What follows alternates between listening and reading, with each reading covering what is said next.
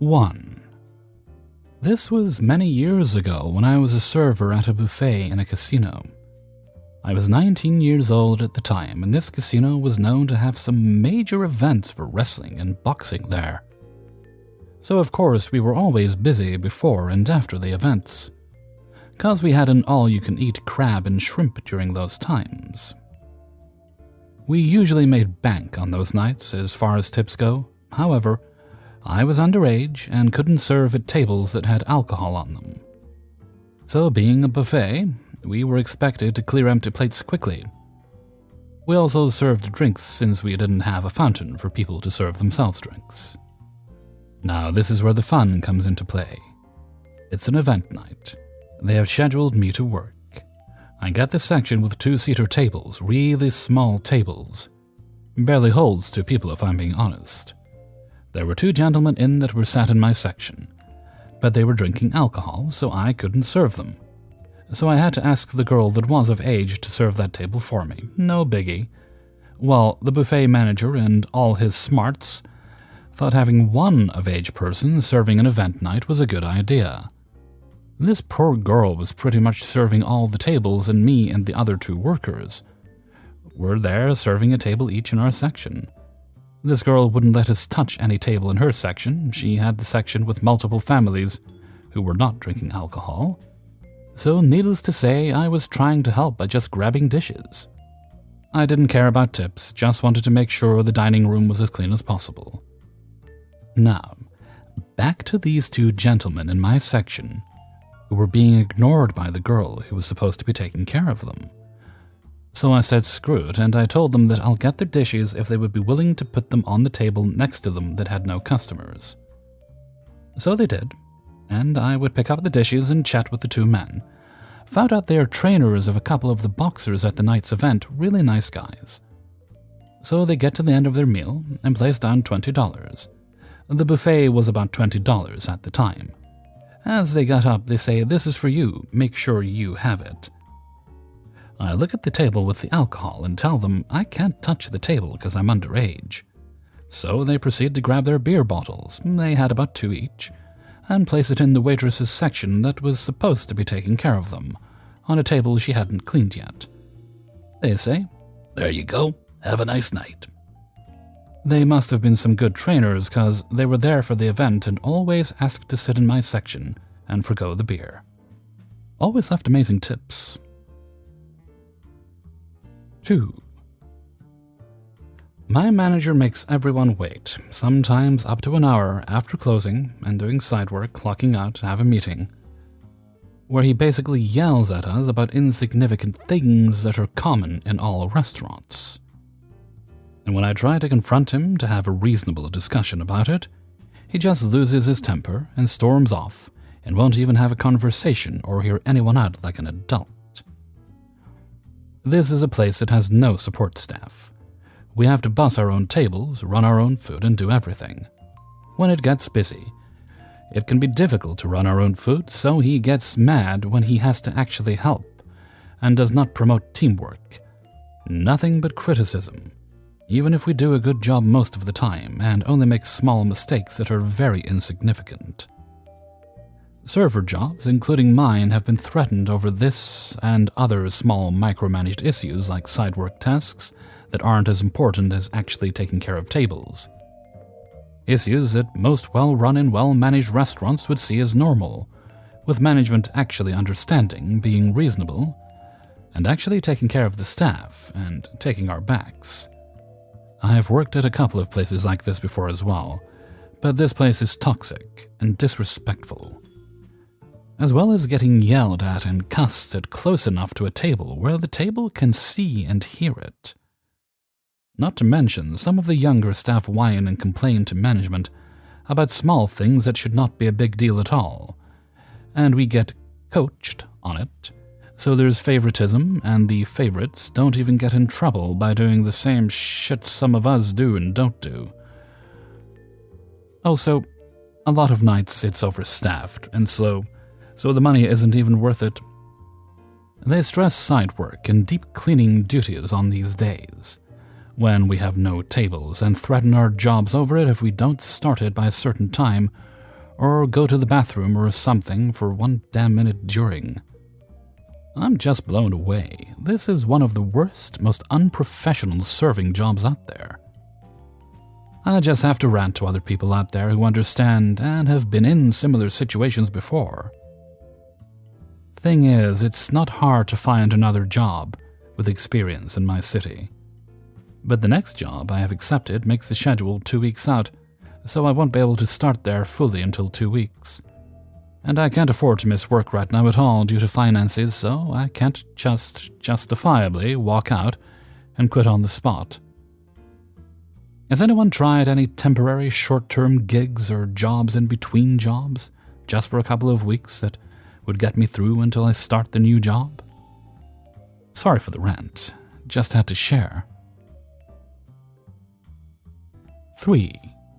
This happened on Thanksgiving last year. What a crazy story, just a funny shift. For context, I'm in college and used to serve at this small taco chain just down the road. Everyone thought it was going to be a slow, chill shift because all the students were home for the holiday, right? Wrong. So here I am walking in, taking off my coat, saying hi to everyone. Instead of giving me a hello back, one of the cooks puts an imaginary joint to his mouth and mouths, "You smoke?" Of course, I nod. What server doesn't smoke? I follow him to the back of the kitchen where he whips out this Tupperware container. Homeboy, Jeff, made a new peanut butter pot brownie recipe and brought in a batch for everyone to try. I grabbed a Ziploc, threw it in my apron, and went on to greet my first table. About an hour goes by and only 2 of the 5 servers on the floor had gotten a table. Place was a ghost town, but my manager wasn't going to cut anyone just in case. Well, while we were all just hanging out, we decide, it's slow, we're bored. Let's all just take a small bite of our cookies.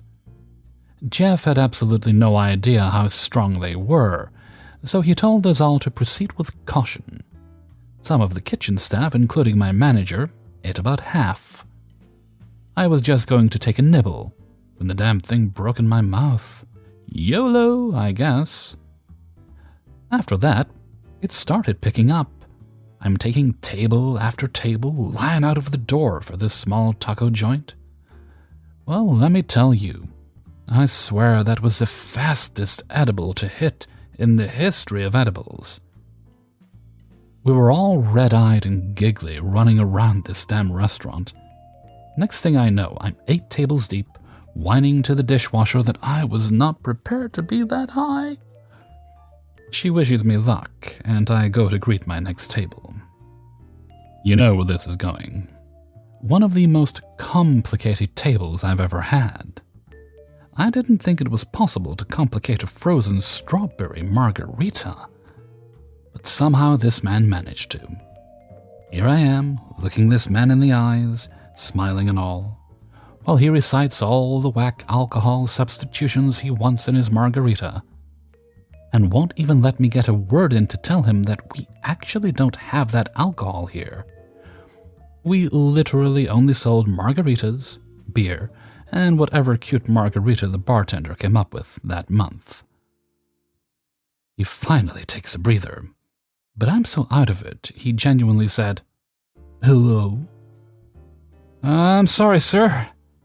Can you repeat all of that?" Which I then wrote down every single word someone said for the rest of my shift. I was so embarrassed. He, of course, went on to treat me like I was stupid for the rest of their meal. Throughout the shift, we were all fucking stupid stuff up, literally anything. "Oh, you wanted no ice? I'm so sorry, that has sour cream in it. I made sure to take it off in the computer." One of my coworkers even kept forgetting to give someone the fork and napkins they asked for at least 3 times. I don't think my manager has ever comped that many orders of churros in one night. Definitely a shift I will never forget. Moral of the story: don't eat the cookie. 4. So I started working for this restaurant about 5 weeks ago.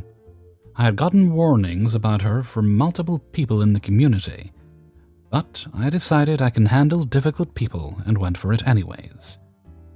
I have no serving experience, but I was a past hostess. We signed an employee handbook where one of the rules was no slandering the owners around town. Red flag. When we get hired, there is no training. She wants all 4 of us to learn to bartend, but 2 of the staff refuse, me having no interest in bartending, and another coworker having been refused bar training at this certain restaurant. Within the first 2 weeks, one of the bartenders gets fired. He had emergency dental work, and there were no options of substitute servers, so she let him go. Throughout the first weeks, the owner and manager makes crude remarks about the quality of our service and past employees. She gets very defensive when the other server asks to be spoken to with respect. The owner said she's going to shadow me, so I can get the timing down of taking orders, and I say great. She never does. I initially sent an email with my availability before we opened for the season. I can work 3 nights a week. She set the schedule with me working Tuesdays, Saturday, and Sundays. All goes well until she tells me she's added me to Fridays. I tell her I can switch one of the other days for a Friday, but cannot start that week as I had Friday plans. I get a call on Friday asking me if I was coming in. I remind her I cannot start Fridays until the next week. Coming in the next day, I see she has added me to the schedule, back to 5 nights a week. At the end of my shift, I tell her I cannot work 5 nights, and which 3 nights would she like me? She rolls her eyes and says some snarky remark. After sleeping on it that night, I send this email. Hi, I just wanted to follow up our conversation at the closing of last night, as I got the impression my availability came as a surprise. I sent an email October 12th which stated I am only available to work 3 nights a week. This continues to be true. When I was told my days were Tuesday, Saturday, and Sunday, I assumed that to be continuous. This coming week I'm on the schedule Monday, Tuesday, Friday, Saturday, and Sunday. Please let me know which 3 days would be most beneficial for the restaurant for me to come in. I would like to avoid a shift misunderstanding again, so please send the days in writing and we can have a follow-up conversation in person if needed. The earliest I will be available for shifts is 4 p.m. Monday to Saturday. If this is going to be problematic with the restaurant now opening for lunch, please let me know and we can have a discussion. See you today at 1 p.m. Thanks. This is the response I get. For the written record, it is your right to refuse a shift at any time. The schedule is never meant to cause stress, panic, or discomfort. I have never made you do anything. I asked you to check over the amended schedule last week, and you happily said, "It is fine," which led me to believe you actually checked it. We had already determined it was a misunderstanding and moved on. I really don't care for the tone of your email and find it abrasive. I have listened to everything you have said and completely comprehended spoken word. It is your job. If your job at this restaurant, the expectations that come along with it, serving can be stressful when you are learning, or any conflict you may have had with me that I until now was unaware of is causing you stress, maybe the restaurant is not a fit for you. That being said, my husband and I feel great about having you on board. Everybody likes you, and you get many compliments from your tables. You have the potential to shine and make some great money. I'd love to see you show up at 1 p.m. for your shift. Best, and she signed her name. When I show up for my next shift, I tell her I can work, but we have to work on having respectful communication. She immediately tells me my email was creating a toxic work environment and other highly aggressive insults. She says she had added me to the schedule because another server is out sick for a week. But the schedule was made before the server got food poisoning, and there was no conversation with me about the changes. I tell her I cannot work for her anymore and good luck. I walk out.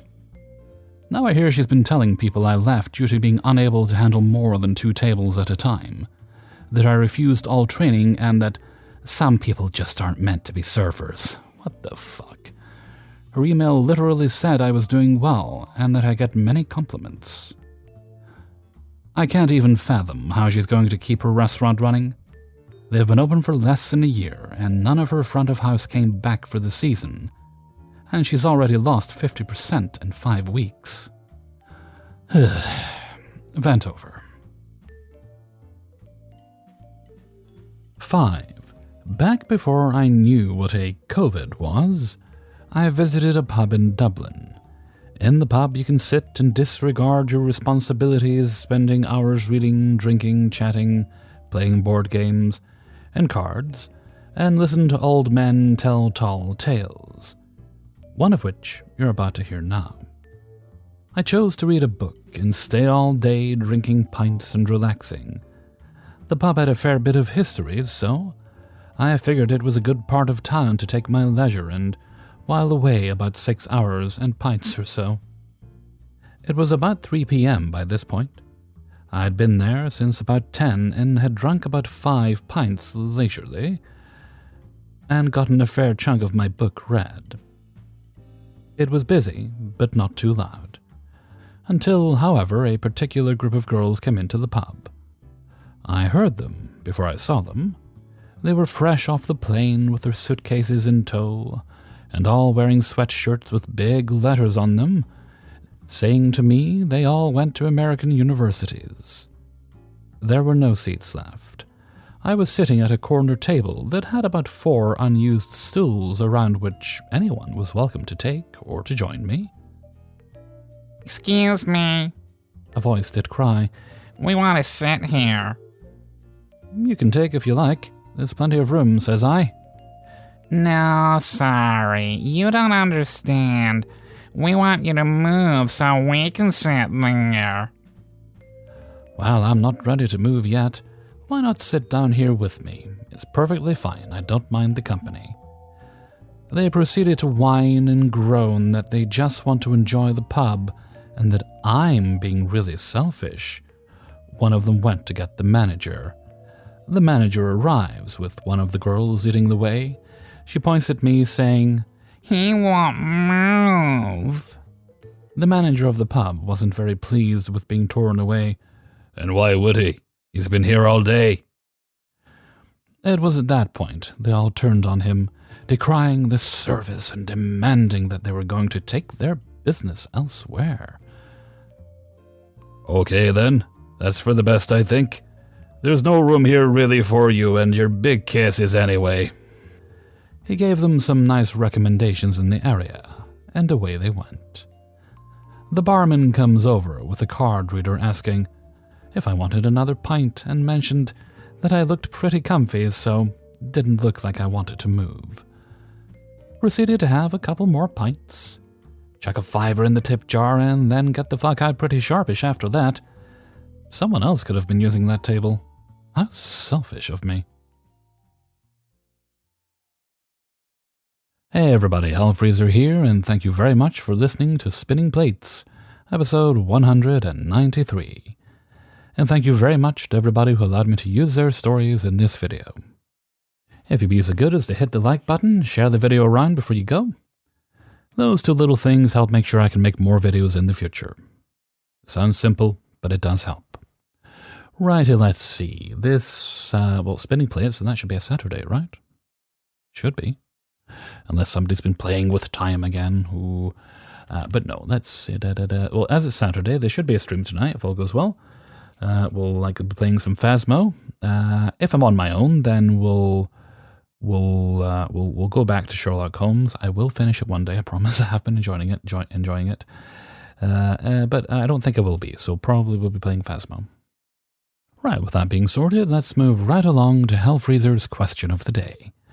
And today's question is: items you don't need. You don't need it to get through your life, but you do consider it an essential. I'm going to say my smartphone. Do I need it to get through the day-to-day? No. There are other types of telephones. I could use one of them. We do, of course, need a telephone in today's world.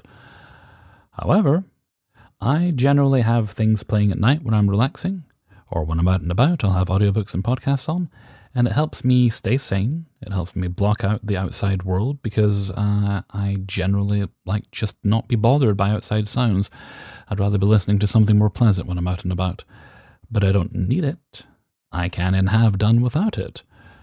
Or recently in my kitchen, I bought a little a mandolin. Well, not a little one, it was a big chunky thing actually. But it's very useful. It makes preparation of veg and things very easy. And I can do it with a knife. But it's much better when I use that. And I'd like to know what some of yours are, so let me know in a comment below if you'd be so good. I look forward to reading them. And with that, I'm going to head off for now. So until next time, thank you very much for listening, and take very good care of yourselves.